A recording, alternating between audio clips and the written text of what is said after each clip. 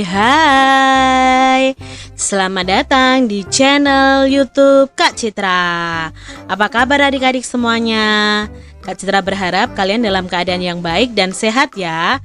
Hari ini kita akan belajar bersama-sama untuk mata pelajaran tematik kelas 6. Kita belajar di tema 4, globalisasi, subtema 1, globalisasi di sekitarku, pembelajaran yang pertama. Mari adik-adik kita belajar dengan penuh semangat. Kita berada di era globalisasi. Dapatkah adik-adik menyebutkan dan menjelaskan fakta tentang globalisasi yang ada di sekitar kita? Nah, dalam pembelajaran ini kita akan belajar tentang globalisasi. Amati berbagai produk yang ada di sekitar kalian. Produk tersebut bisa berupa pakaian, tas atau sepatu yang kamu atau teman dan gurumu kenakan ya adik-adik ya. Bisa juga makanan dan minuman atau produk lainnya yang ada di sekitar kelas dan sekolahmu. Bisakah adik-adik menerka negara mana yang memproduksinya? Nah, biasanya pada barang-barang tersebut itu tertera negara yang memproduksi barang tersebut. Di sini Kak Citra bisa menyebutkan beberapa produk dan negara yang membuatnya adik-adik. Contohnya di sini ada baju batik. Nah, negara pembuatnya mungkin ada yang Indonesia. Sepatu, tas Indonesia. Handphone itu kebanyakan dari negara Cina. Buku ada yang dari Indonesia dan dari luar negeri. Jam tangan itu ada dari negara Swiss. Boneka ada dari negara Cina. Karpet itu dari Turki, lalu mobil itu dari Jepang, susu itu dari Selandia Baru. Ini nama produk dan negara penghasilnya adik-adik yang biasanya kita temukan dalam kehidupan kita sehari-hari. Nah, jika dilihat dari peta, ini adalah jam tangan yang berasal dari Swiss, lalu karpet yang dari Turki ya. Lalu ada boneka, ada mobil dari Jepang, ada baju batik dari Indonesia, ada susu yang merupakan penghasilnya itu adalah negara Selandia Baru. Nah, ini adalah gambar-gambar dari barang produk-produk yang saat ini beredar di masyarakat ya adik-adik ya. Ada batik dari Indonesia, karpet dari Turki, boneka dari Tiongkok, Cina, mobil dari Jepang, jam tangan dari Swiss, susu dari Selandia Baru. Ini adalah macam-macam benda yang sudah beredar di sekitar kita. Globalisasi itu memungkinkan beragam produk dari negara lain dapat kita temui. Kita bisa menemukan berbagai makanan dari negara lain seperti pizza, jam tangan atau boneka dari negara lain juga. Nah, produk Indonesia juga bisa ditemui di luar negeri, misalkan batik ya. Perkembangan komunikasi dan transportasi menjadikan barang-barang tersebut itu mudah ditemui di negara lain. Bagaimana peran Indonesia dalam kerjasama di bidang sosial budaya dengan negara-negara ASEAN? Ya, pada tema sebelumnya kita sudah belajar tentang ASEAN ya adik-adik, tentunya kalian masih ingat ya.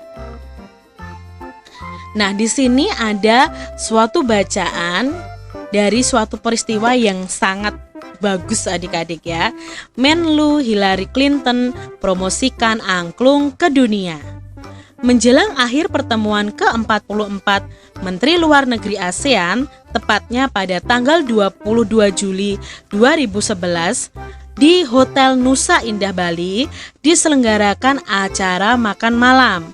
Acara tersebut dihadiri lebih dari 50 menteri luar negeri. Tampak Menteri Luar Negeri Amerika Serikat yaitu Hillary Clinton dan Menteri Luar Negeri dari negara-negara ASEAN seperti seperti negara tetangga kita ya, ada Brunei Darussalam, ada Malaysia yang tergabung dalam ASEAN, juga ada negara lain yaitu Cina, Rusia, Uni Eropa, peninjau dan tamu dari berbagai negara lainnya. Nah, ini adalah gambar ketika Menlu Hillary Clinton ini bermain angklung adik-adik. Tentu saja berbagai makanan tradisional dihidangkan dan berbagai acara kesenian daerah ditampilkan seperti tari-tarian tradisional Jakarta, Bali, dan Aceh. Sebagai acara puncak adalah penampilan angklung interaktif oleh Saung Mang Ujo. Nah, semua hadirin dibagikan angklung berbagai tangga nada, kemudian memainkannya bersama-sama dengan dipimpin oleh Daeng Ujo. Tampak semua undangan itu berbahagia. Mereka dihadiahi angklung yang baru saja mereka mainkan dengan tanda mata dari Indonesia. It is for you, a souvenir from Indonesia, kata Daeng Ujo, sang komandan. Malah yang berkesan itu sangat membantu dalam menciptakan iklim yang kondusif. Malam tersebut membuat pertemuan para menteri luar negeri ASEAN dan berbagai pertemuan bilateral lainnya berlangsung sukses. Foto Ibu Hillary Clinton pun menghiasi berbagai surat kabar di dunia. Berkat angklung, Hillary Clinton pun menjadi Duta Indonesia. Diambil dari kompasiana.com. Bagaimana bentuk kerjasama Indonesia dengan negara-negara Asia Tenggara di masa globalisasi ini? Nah, mereka bekerja sama regional ya, ada kerjasama regional yang melibatkan Indonesia dengan negara-negara Asia Tenggara.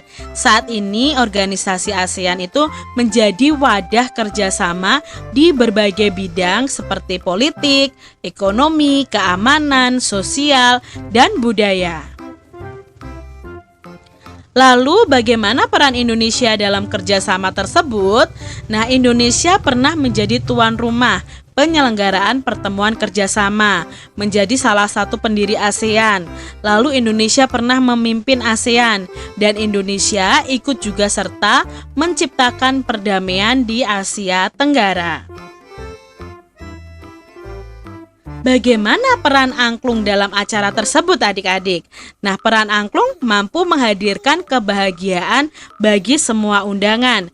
Lalu kita bisa mengenalkan budaya Indonesia kepada negara lain.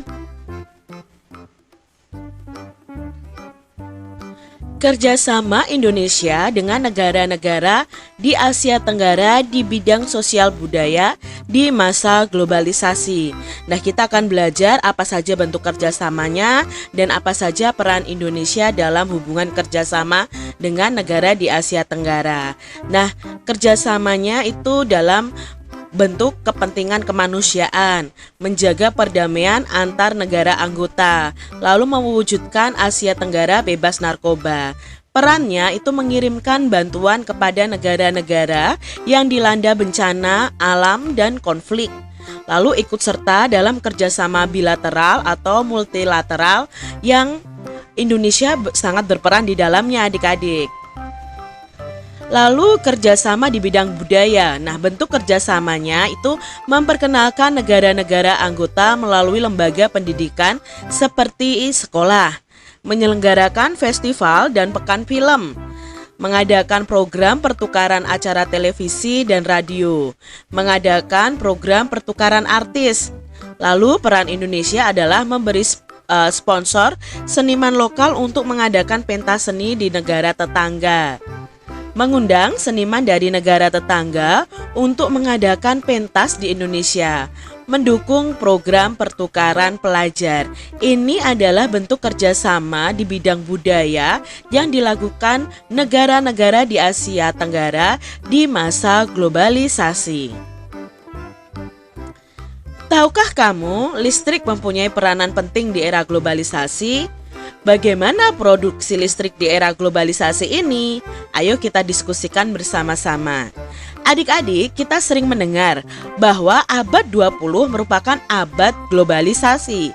Berbagai peristiwa dari berbagai belahan dunia dapat kita saksikan langsung melalui layar televisi pada jam, menit, bahkan pada detik yang sama. Kita dapat berhubungan dengan sanak saudara kerabat, dan sahabat yang berada di negara lain dengan sangat mudah. Kita seakan hidup dalam satu desa yang sangat besar. Itulah globalisasi adik-adik, sangat memudahkan bagi manusia. Baca teks eksplanasi ilmiah berikut dengan teliti. Nah, di sini ada teks eksplanasi ilmiah yang berjudul Pembangkit Listrik Tenaga Air. Mari kita baca adik-adik. Listrik memiliki peran penting di era globalisasi. Tidak dapat dimungkiri bahwa globalisasi terjadi karena perkembangan teknologi di berbagai bidang yang didukung oleh peran listrik sebagai sumber energi di dalamnya. Dengan ditemukannya televisi, komputer, dan telepon genggam, arus informasi kemudian menyebar dengan begitu cepat ke berbagai negara di berbagai belahan dunia. Kebutuhan akan listrik kemudian menjadi suatu hal yang harus dipenuhi bagi semua negara di era globalisasi ini. Listrik dihasilkan di pusat pembangkit menggunakan beragam sumber energi.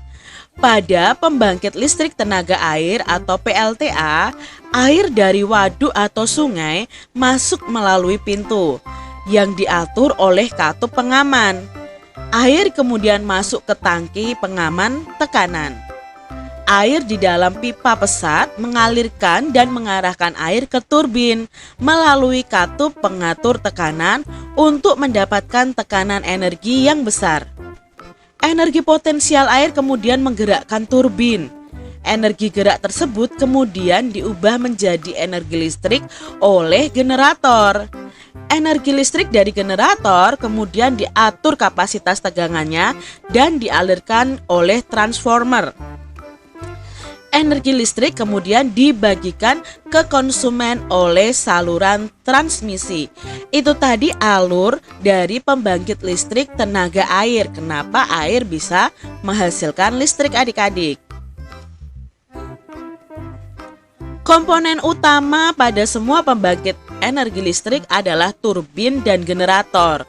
Turbin tersebut bergerak untuk menghasilkan energi gerak yang kemudian diubah menjadi energi listrik oleh generator. Energi penggerak turbin selain dari aliran air juga bisa didapat dari angin, sama-sama namanya PLTA, dari panas bumi itu PLTU, dan sumber energi lainnya. Adakah sumber energi di daerahmu yang bisa digunakan sebagai pembangkit energi listrik? Nah, itu tadi informasi mengenai pembangkit listrik tenaga air. Baca kembali teks tersebut dengan teliti. Tuliskan informasi penting dalam setiap paragraf pada diagram berikut ini. Adik-adik tentunya masih ingat bahwa teks eksplanasi itu pertama terdiri dari topik masalah. Dalam bacaan tadi, topik masalahnya adalah peran penting listrik di era globalisasi. Lalu pada teks eksplanasi itu ada deret penjelasnya. Nah, deret penjelasnya itu di paragraf 2 isinya adalah pada PLTA air waduk atau sungai masuk ke tangki pengaman. Dijelaskan ya, jadi di paragraf kedua ini dijelaskan bagaimana air itu bisa menghasilkan energi listrik ya. Air waduk atau sungai masuk ke tangki pengaman tekanan melalui pintu yang diatur oleh katup pengaman. Kemudian air pada pesat mengalirkan air tersebut ke turbin melewati katup pengatur tekanan agar tekanan air lebih besar. Energi potensial air akan menggerakkan turbin sehingga generator untuk menghasilkan listrik. Listrik tersebut kemudian diatur kapasitas tegangannya dan dialirkan oleh transformator atau transformer ya di situ ya, menuju ke saluran transmisi untuk disalurkan ke konsumen. Lalu bagian ketiga dari teks eksplanasi adalah kesimpulan atau pesan atau pendapat pribadi penulis. Dalam bacaan tadi kesimpulannya adalah turbin dan generator itu menjadi komponen utama pada pembangkit listrik. Generator dapat menghasilkan listrik jika turbin bergerak akibat tekanan dari air, angin, panas bumi, atau lainnya. Itu tadi bagian dari teks eksplanasi. Komponen utama pada semua pembangkit energi listrik adalah turbin dan generator atau dinamo.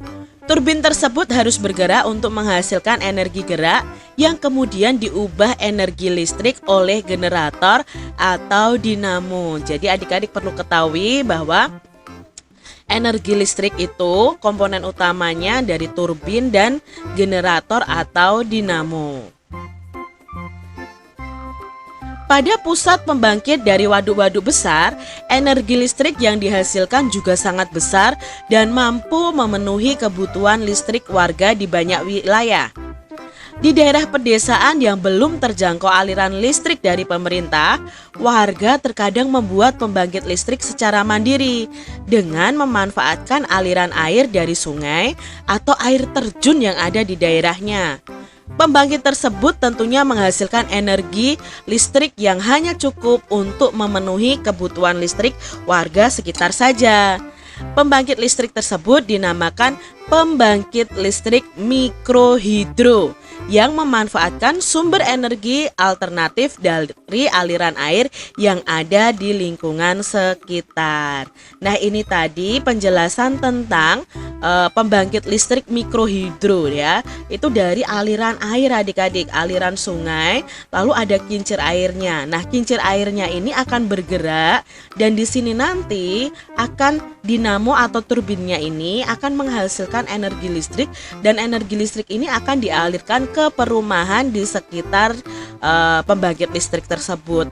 Tapi terkadang di sini pembangkit ini hanya cukup untuk memenuhi kebutuhan listrik warga sekitar saja. Jadi tidak dalam wilayah yang sangat besar adik-adik. Demikian tadi adik-adik pembahasan kita tentang globalisasi di tema 4, subtema 1, globalisasi di sekitarku, pembelajaran yang pertama. Semoga pembelajaran ini bermanfaat untuk adik-adik semuanya. Dan sampai jumpa lagi di video pembelajaran Kak Citra selanjutnya. Tuhan memberkati.